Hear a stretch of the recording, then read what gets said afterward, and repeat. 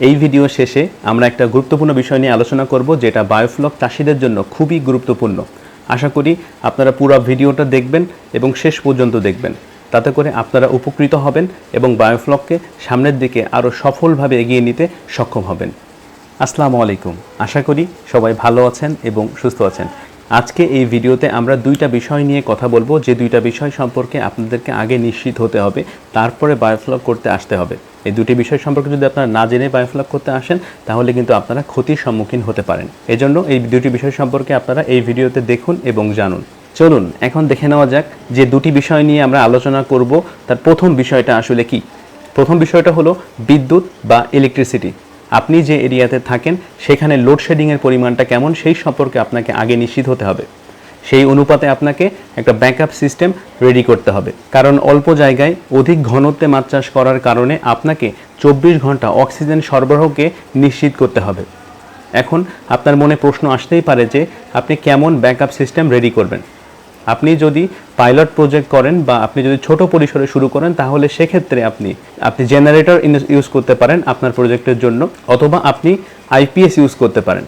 আপনি যদি commercial project বা বড় পরিসরে করেন তাহলে আপনাকে আমি সাজেশন দিব যে আপনি সোলার সিস্টেম ইনস্টল করতে পারেন। সোলার সিস্টেম ইনস্টল করলে আপনার বিদ্যুতের খরচটাও কমে যাবে এবং আপনার ব্যাকআপ সিস্টেমও রেডি হয়ে যাবে। এছাড়াও আপনি ডিজেল জেনারেটরও ইউজ করতে পারেন।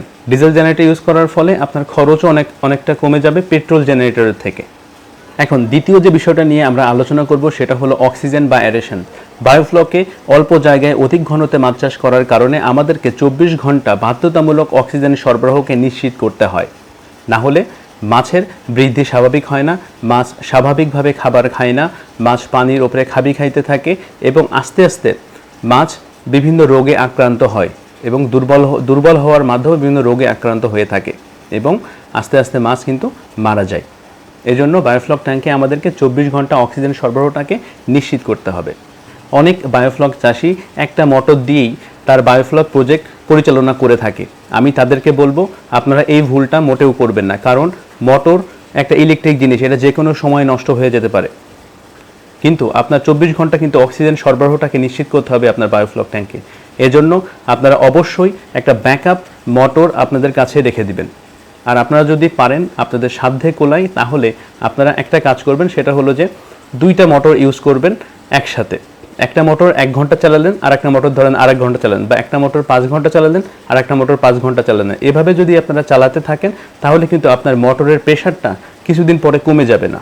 বাট যারা একটা মোটর চালান, একটা মোটর দিয়ে তারা 3 মাস 4 মাস কালচার করেন, তারা কিন্তু প্রথম মাসে আপনারা যে পরিমাণ মোটরের স্পিড থাকে বা প্রেশার থাকে, একদম শেষে যে আপনারা দেখবেন যে এটা সেই প্রেশারটা থাকে না। এই জন্য আপনারা অ্যালার্ম সিস্টেম অথবা অটো সুইচিং সিস্টেম আপনারা চালু করতে পারেন। আপনারা টাইমার দিয়ে রাখতে পারেন, 1 ঘন্টা একটা মোটর চলবে, আর 1 ঘন্টা আরেকটা মোটর চলবে। এভাবে যদি আপনারা পরিচালনা করতে পারেন তাহলে কিন্তু আপনাদের মোটর নষ্ট হলেও কোনো সমস্যা হবে না, আপনার ট্যাঙ্কের এয়ারেশন কিন্তু বন্ধ হবে না এবং আপনার মাছ কিন্তু সুস্থ থাকবে এবং দ্রুত বৃদ্ধি পাবে। এখন চলুন দেখে নেওয়া যাক ভিডিও শেষে যে গুরুত্বপূর্ণ বিষয়টা নিয়ে আলোচনা করতে চেয়েছিলাম সেই বিষয়টা আসলে কি। পানিতে অক্সিজেন বা এয়ারেশন দেওয়ার আরেকটা গুরুত্বপূর্ণ কারণ যেটা আসলে কেউই বলে না, সেটা হলো ওয়াটার মিক্সিং বা পানির মিশ্রণ। পানিতে কিন্তু ফ্লক মিশ্রিত হতে থাকে। এছাড়াও মৃত ব্যাকটেরিয়া, মাছের মলমূত্র, মাছের নষ্ট করা খাবার সব কিছুই কিন্তু পানির সাথে মিশ্রিত হতে থাকে বা মিক্সিং হতে থাকে। এটা কিন্তু এই এয়ার প্রেশারের কারণে, আমরা যে অক্সিজেনটা পানিতে দিচ্ছি, এই যে এয়ার প্রেশারের কারণে পানিটা কিন্তু এরা মিক্স করতে থাকে এই অক্সিজেন প্রেশারের কারণে। এর ফলে কি হয়, আমাদের তলানিতে কিন্তু স্লাশ জমে না, বায়োফ্লক ট্যাঙ্কের তলানিতে স্লাশ জমে না। যাদের ট্যাঙ্কের তলানিতে স্লাশ জমে তারা অবশ্যই এটা ভাববেন যে আপনার ট্যাঙ্কে পর্যাপ্ত পরিমাণ আপনি অক্সিজেন দিচ্ছেন কিনা, আপনার এয়ার প্রেশারটা ঠিক আছে কিনা। যাদের এয়ার প্রেশার ঠিক থাকবে, যাদের অক্সিজেন ঠিক থাকবে, তাদের কিন্তু কখনোই স্লাশ তাদের ট্যাঙ্কে জমবে না। এবং এই স্লাশ জমার ফলে কি হচ্ছে, আপনার ট্যাঙ্কে নাইট্রোজেন গ্যাস উৎপাদন হচ্ছে, সেখান থেকে নাইট্রেট বা অ্যামোনিয়ার সৃষ্টি হচ্ছে। এর ফলে কি হচ্ছে, আপনার মাছের বিভিন্ন ধরনের স্কিন ডিজিজ বা ক্ষত রোগ দেখা দিচ্ছে বা ব্যাকটেরিয়াল ইনফেকশন দেখা দিচ্ছে, যার কারণে আপনার মাছ অসুস্থ হচ্ছে এবং মারা যাচ্ছে। এখন প্রশ্ন হলো, আপনি মোটরটা আসলে কিভাবে কিনবেন বা কত ওয়াটের মোটর, কত হাজার লিটার ট্যাঙ্কের জন্য কিনবেন। আমি আমার ট্যাঙ্কে যে কাজটা করে থাকি বা আমার ফার্মে যে কাজটা করে থাকি সেটা হলো প্রতি 10,000 লিটার ট্যাঙ্কের জন্য আমি 100 ওয়াটের মোটর ইউজ করে থাকি। তার মানে হলো প্রতি 1000 লিটার পানির জন্য আমি 10 ওয়াটের মোটর ইউজ করে থাকি। এখন আপনারা হিসাব করে নেবেন যে আপনাদের প্রয়োজন অনুযায়ী আপনারা কত হাজার লিটার ট্যাঙ্ক কালচার করবেন, তার জন্য কত ওয়াটের মোটর কিনবেন।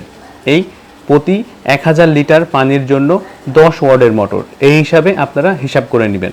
আমাদের ভিডিওটি যদি আপনাদের ভালো লেগে থাকে তাহলে অবশ্যই লাইক এবং কমেন্ট করতে ভুলবেন না, এবং এরকম ভিডিও যদি আপনারা আরও পেতে চান তাহলে আমাদের চ্যানেলটি সাবস্ক্রাইব করে বেল বাটনটি অন করে রাখবেন, যাতে আমরা ভিডিও আপলোড করার সাথে সাথেই আপনারা নোটিফিকেশন পেয়ে যান। পরবর্তী ভিডিওতে আমরা আলোচনা করব বায়োফ্লক করতে আপনার কি ধরনের টেস্টিং কিটের প্রয়োজন হবে এবং সেটা কোন কোম্পানির টেস্টিং কিট ভালো হবে আপনাদের জন্য।